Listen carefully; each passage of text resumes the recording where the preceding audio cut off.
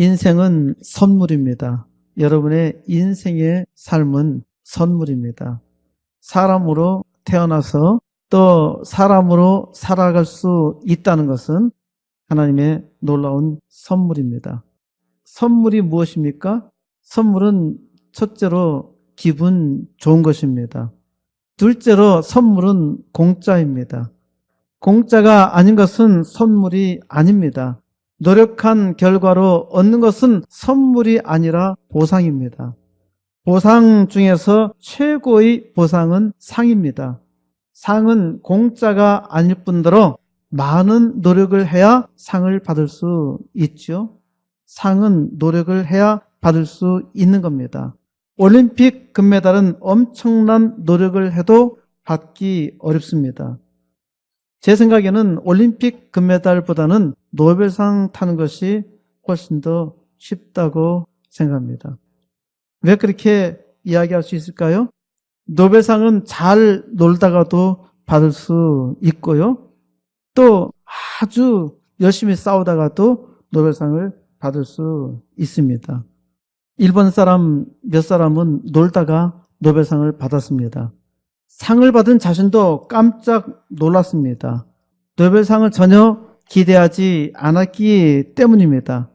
절대 나는 아냐 라고 생각을 했습니다. 올림픽 금메달은커녕 대표로 선발되는 꿈도 꾸기가 어렵습니다. 그러나 노벨상은 누구나 꿈꿀 수 있잖아요. 아무튼 상은 특별한 사람이 받습니다. 하지만 선물은 전혀 노력하지 않았어도 받을 수 있습니다. 선물은 공짜고 기분 좋은 것이니까 선물이 주어지면은 기분 좋게 받으면 되고 또 기분 좋으면은 선물인 것입니다. 선물 받고서 또 무슨 이런 선물을 줘 기분 나빠 그러면 그건 선물이 아니죠. 도대체 이 선물을 나한테 왜 주는 거야? 나한테 부탁할 일이 있는가 봐. 이것은 선물이 아니라 뇌물이죠. 선물은 아무 대가가 필요 없습니다. 공짜예요. 그리고 받으면은 기분 좋은 것이란 말입니다. 그러니까 기분 좋게 받고 기분 좋게 즐기면 선물인 것이죠. 종종 좋은 선물을 오용하고 악용하는 사람이 꽤 있습니다. 이런 사람이 악한 사람이죠. 어제 디지털 조선 첫 번째 대문 기사로 이어령 마지막 인터뷰라는 제목이 떴습니다. 저는 두려움 때문에 감히 이 기사를 읽을 수가 없었어요. 제가 디지털 조선을 보면서 거기에 있는 기사 다른 것은 딱 꼭꼭 눌러봤어도 이것만은 누르기가 힘들더라고요. 이어령 교수님의 말의 무게가 상당히 무겁기 때문에 부담스러웠던 것입니다. 몇 번이나 대문 기사를 스치다가 한참 지나서야 읽었습니다. 기사의 부제 첫 줄에 이렇게 쓰여 있었습니다. 죽는 것은 돌아가는 것, 내가 받은 모든 게 선물이었다. 죽는 것은 돌아가는 것, 내가 받은 모든 것은 선물이었다. 기자가 질문합니다. 뒤늦게 깨달은 생의 진실은 무엇인가요? 모든 게 선물이었다는 거죠. 마이 라이프는 기프트였어요. 내 집도, 내 자녀도, 내 책도, 내 지성도 분명히 내 것인 줄 알았는데 다 기프트였어. 어린 시절 아버지에게 처음 받았던 가방, 알코올 냄새가 나던 말랑말랑한 지우개처럼 내가 울면 다가와서 등을 두드려주던 어른들처럼 내가 벌어서 내 돈으로 산 것이 아니었어요. 우주에서 선물로 받은 이 생명처럼 내가 내 힘으로 이뤘다고 생각한 게 다 선물이었어요. 다 선물이었단 말입니다. 87년간 행복한 선물을 많이 받으셨죠? 그랬죠? 산소도 바다도 별도 꽃도 공짜로 받아 큰 부를 누렸지요. 요즘엔 생일 케이크가 왜 그리 예뻐 보이는지 몰라. 그걸 사가는 사람은 다 아름답게 보여. 초 10개 주세요. 좋은 거로 주세요. 그 순간이 얼마나 고귀해? 내가 말하는 생명 자본도 어려운 게 아니에요. 자기가 먹을 빵을 생일 케이크로 바꾸어 주는 거죠. 생일 케이크가 그렇잖아. 내가 사주면 또 남이 사주거든. 그게 기프트지. 그러려면 공감이 중요해요. 공의가 아니라 공감이 먼저예요. 이여령 교수님은 7년 전 이남 일녀 중 맏딸 이면아 목사님을 암으로 먼저 보내셨습니다. 이면아 목사님은 미국에서 법 공부를 해서 판사 생활을 하다가 목사 안수를 받았습니다. 위암 발병이 되었는데 수술하지 않고 시한부 인생을 선택해서 열정적으로 글을 쓰고 강연하며 생의 마지막 시간을 보냈습니다.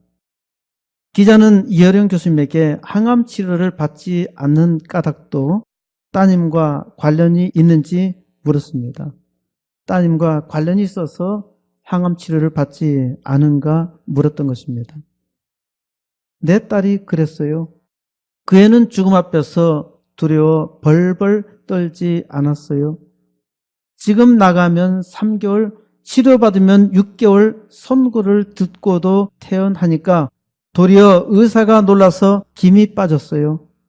육체가 소멸하기 마지막까지 복음을 전했고 기도드리고 쓰러져서 5, 6시간 있다가 운명했어요. 이여령 교수님은 마태복음 20장 16절에 나오는 말씀, 이와 같이 나중된 자가 먼저 되고 먼저 된 자가 나중되리라 라는 말씀을 인용하시면서 자식이 부모에게 배워야 하는데 자기는 딸에게 배운다고 하십니다. 이여령 교수님은 탄생 자체를 비극으로 보는 젊은이들에게 이런 충고를 하십니다. 인간은 내 의지로 세상에 나오지 않았어요. 하지만 그래서 안 태어나는 게 행복했다. 어쩔 수 없이 태어났으니 빨리 사라지는 것이 낫겠다. 이렇게 반출생주의적인 사고를 하는 건 무의미해.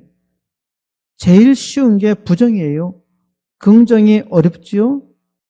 자기 인생을 부인하는 것은 아주 쉬운 일입니다.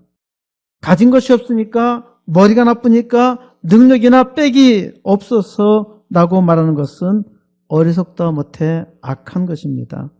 인생은 선물입니다. 인생의 선물에 감사하면서 살아야 하죠. 감사하면 더욱더 감사하는 일이 생깁니다. 자기를 부정하고 세상을 부정하면 어떻게 될까요? 그렇게 하는 것을 정의라고 착각하는 사람이 있는데 이 사람은 마이너스 인생을 사는 겁니다. 적자 인생이 있죠? 다른 사람에게까지 자기의 빚을 또 넘기는 것입니다. 비겁한 사람이에요. 저는 이 기사의 댓글을 160개 됐나요? 그걸 한번 다 읽어봤어요. 여태까지 댓글을 2페이지나 3페이지 넘어왔어도 8페이지 정도 되는 것을 다 읽어간 일은 없습니다. 왜 읽게 됐느냐? 댓글 쓴 거 보니까 너무 악해요.